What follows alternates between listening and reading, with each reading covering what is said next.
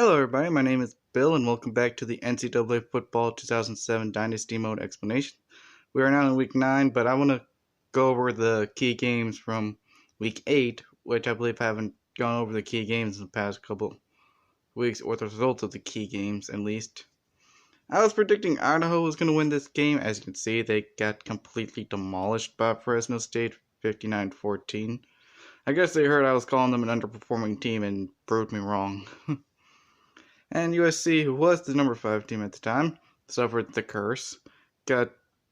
Lost to Arizona State, 37-30. And like I said, their starting quarterback was suspended for the first half, and they still lost. Yeah, they were doing good with the backup quarterback, and although they nearly blew the lead in the fourth quarter. As for the third game here between UCLA and Oregon just completely destroyed UCLA 42-16, so Oregon controls their destiny in the Pac-10. And Colorado beat Texas A&M like I predicted. Now Colorado's the new number 5. We'll get to rankings in a minute. And this one, I just can't see. Ohio State lost to Minnesota by a final score of 32-21. My head just can't wrap around that, because I wasn't expecting it. I was not expecting that to happen. Like, when I saw that happen, I was shocked because my game was the last game of the week. And when I looked through all the scores to see how my predictions went, I was most shocked about this one. So, after taking a look for all that, let's get into the rankings. As you can see, we've got the BCS rankings out this week for the first time. And McNary Central is leading the way, no surprise there.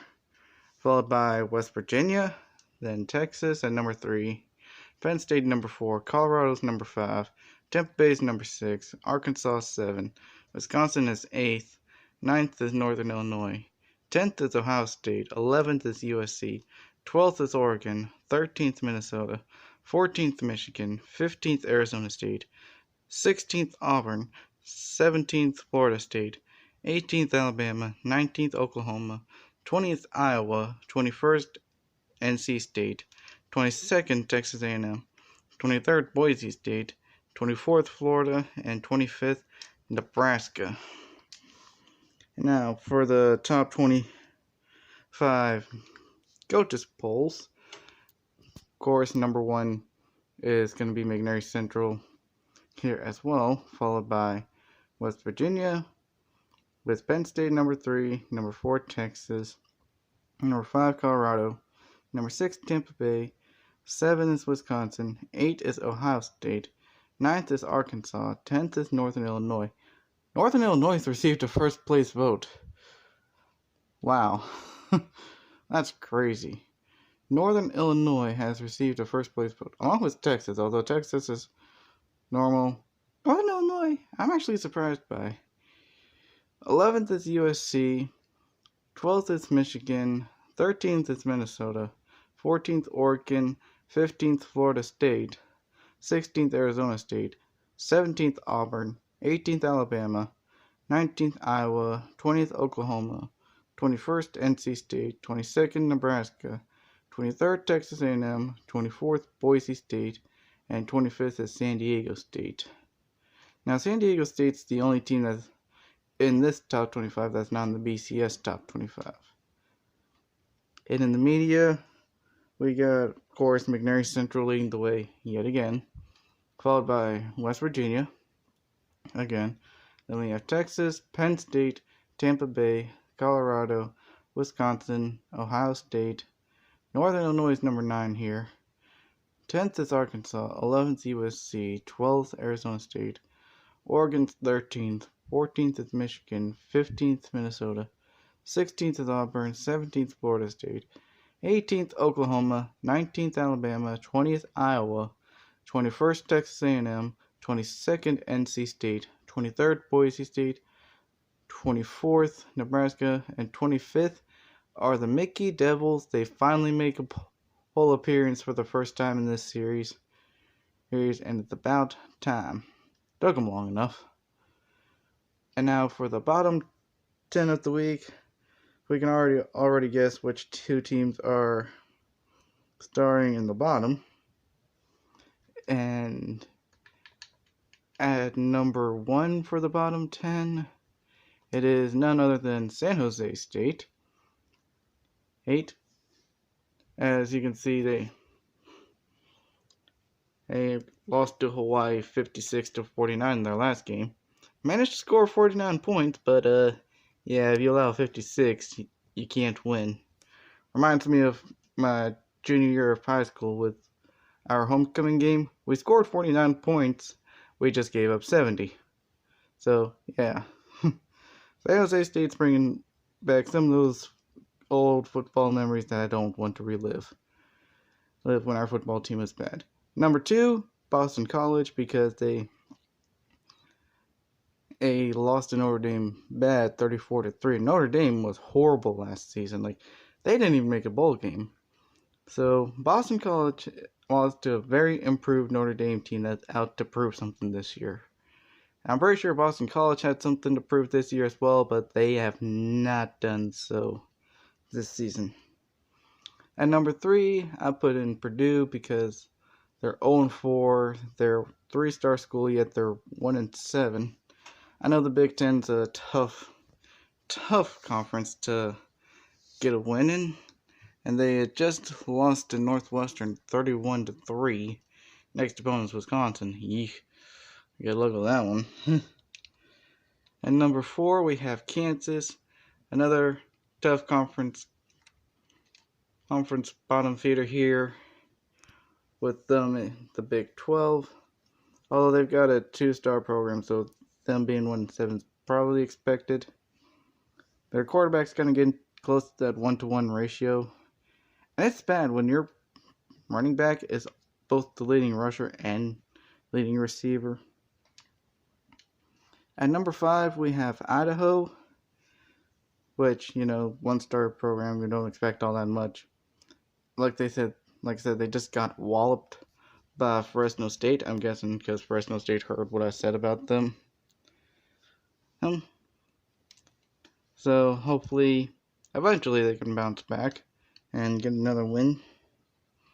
At number 7 is Middle Tennessee State, which they're on 2-year probation, which makes recruiting a lot tougher for them. And they lost to Florida Atlantic. Still waiting for their quarterback to get back to being healthy. Hopefully he'll get healthy soon and they can roll off some wins. I don't think they can become bowl eligible though. So that's going to be interesting to see. At number 7, we have Southern Miss. Good to see them back here again, in a way.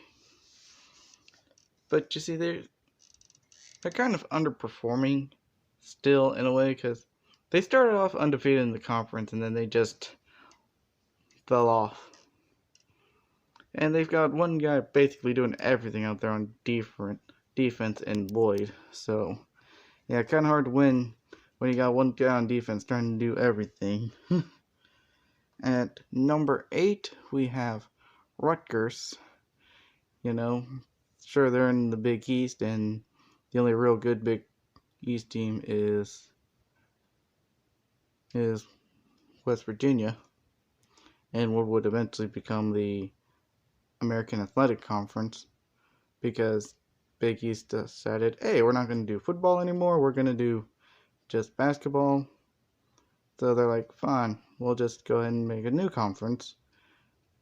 And Rutgers went to go join the Big Ten, but that's a different story for another time. They've got N. Williams and A. Williams leading in tackles and sacks, respectively, one of their brothers. And then they have Williamson leading in interceptions. Was there some sort of family reunion going on at Rutgers?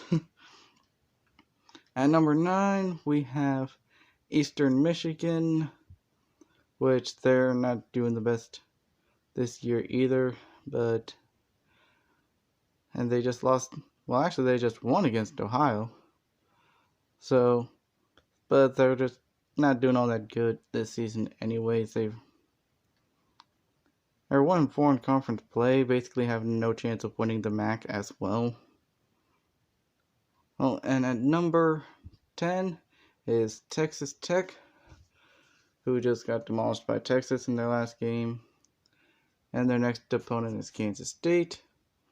But this team was the team that threatened Tampa Bay's run last year for the Big 12 championship. And they're facing off next week. So let's see if they can be able to do that again this week. And now it's on to my favorite part of the episode, even though it can have some pretty tough decisions at times. The 5 key games of the week. Now, our first key game of the week may be a little bit of a surprise, but it's unranked Virginia at 7-1 versus undefeated number 2 in the nation, West Virginia. Virginia is having an up year this season, with their only loss being to Indiana back in week 2, 31-28. West Virginia has been undefeated this season, having last lost to McNary Central last season. These two teams will aim to be on a collision course for a rematch, but will the Cavaliers stop the rematch? The Mountaineers are the best team in the Big East, granted that's not saying much, like I said earlier, and are one of the best teams in the nation, a tough defense that has the second best turnover ratio in the nation, and could easily dominate this game in one of the toughest places to play. But after what happened last week between the Golden Gophers and Buckeyes, I wouldn't be surprised if the Cavs upset the Mountaineers at home. I'd say it's going to be a close one, but West Virginia will be victorious in this one against one of the more surprisingly better teams this season. And the second key matchup, we have Texas A&M Aggies against the Tampa Bay Lightning. At the Battle of the Johnnies this week between Johnny Manziel and Johnny Cage, as these teams will do combat on the gridiron in this ranked Big 12 matchup. Cage and Manziel both suffered a conference loss, and another could be fatal to their championship hopes. This game may go into overtime, and will hopefully not contain any nut punches. Johnny Cage, you better not dodge those kids' nut punches, otherwise y'all are going to get a lot of penalties, a lot of ejections, and y'all will be screwed, especially on defense.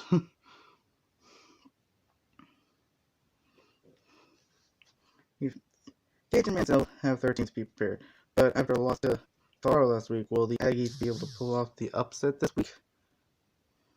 I don't think they will, as the Lightning have a high-powered offense that they can't be able to stop, and Texas A&M will lose 2 weeks in a row, and Tampa Bay will win, and hopefully there won't be any fatalities in this matchup.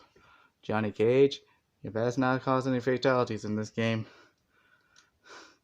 Trust me, I'll need this game to go up any higher in a rating. The third matchup is between Ohio State, who is now number 8 in the nation, of course, against number 19, Iowa.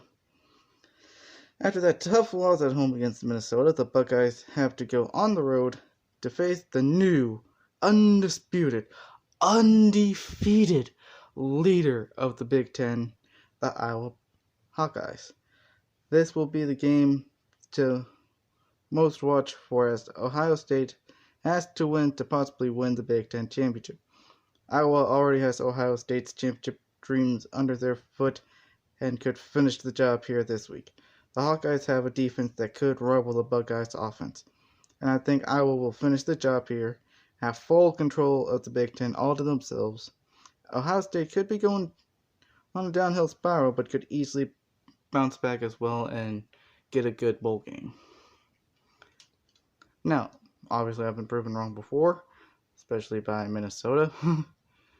And our fourth matchup is another Big Ten matchup for battle for the Paul Bunyan Trophy between Michigan State and Michigan. This in-state rivalry features a couple of two-loss teams in hopes of getting a good bowl game at the end of the season.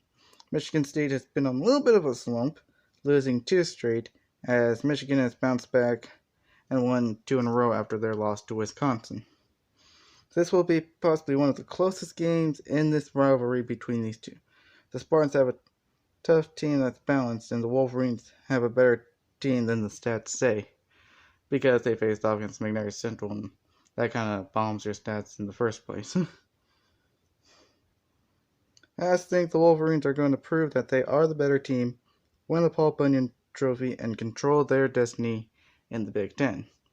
Now, that's only if, of course, ends up going into a downhill spiral.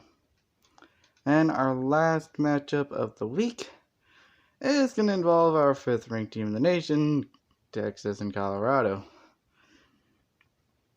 These two teams are a little familiar with the 5th ranked curse, with Texas being the team that just started against Tampa Bay back in week number 4, and Colorado being on the receiving end of back in week number 5, I mean when the curse started, my bad. And Colorado being on the receiving end of the curse in week 6 against Oklahoma State. Can the Buffs be the team that ended, or will the curse strike them again? It's a top 5 offense against the top 10 defense, but the Longhorns have a rushing defense that can slow down the Buffalo's running attack. They'll force Colorado to pass, which is not their strong suit. Although with Snoop Dogg as their head coach, passing a bunt's probably the best passing they do. I think Texas will continue what they started, have full control of the Big 12 South, with the potential to make it all the way to the Big 12 championship game, and also potentially a matchup in the national championship with the McNair Central Bobcats. Now, this one's going to be an interesting game on its own. All these games this week will be interesting. We'll have some good implications for later on down the line, especially this one because this could have Michigan State just completely fall out and not even make a bowl game at all, or have Michigan go into a downhill spiral themselves and end up not even making it into a bowl game potentially at 6-6. Also with the Ohio State and Iowa game, Ohio State may not be able to bounce back from that game and just go into downward spiral and end up at 6-6. That'd be a surprising thing to see, but there's been stranger things to happen in this game. And Texas A&M could completely shock everybody and end Tampa Bay's hopes of making it back to the Big 12 championship. And Virginia could shock everybody and beat West Virginia at home as well. Like, all these games have something pretty interesting about them, because we've got bowl implications potentially happening, we've got the curse still going on, and we've got a whole lot of other things that's going to be determined within the next few weeks, as we now have 6 weeks left, I'd like to say, in the college football season till we get to the championship games, and then the bowl games will happen. But until then, I will see you all next time.